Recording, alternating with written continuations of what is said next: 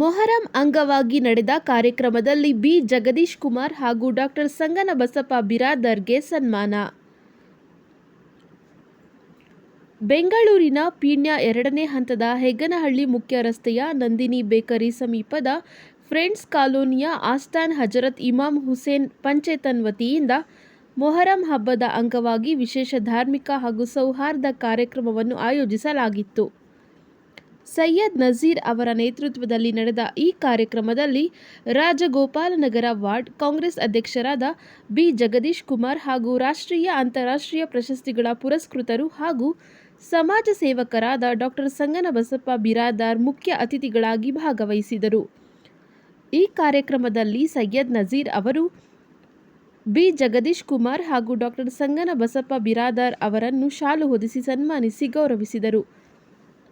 ಇದೇ ಸಂದರ್ಭದಲ್ಲಿ ಮೊಹರಂ ಹಬ್ಬದ ಸಂದೇಶ, ಶಾಂತಿ, ಸೌಹಾರ್ದತೆ, ಸಹೋದರತ್ವ ಮತ್ತು ಸಮಾಜದಲ್ಲಿ ಪರಸ್ಪರ ಪ್ರೀತಿ ವಿಶ್ವಾಸವನ್ನು ಬೆಳೆಸುವ ಅಗತ್ಯತೆಯ ಕುರಿತು ಗಣ್ಯರು ಮಾತನಾಡಿದರು.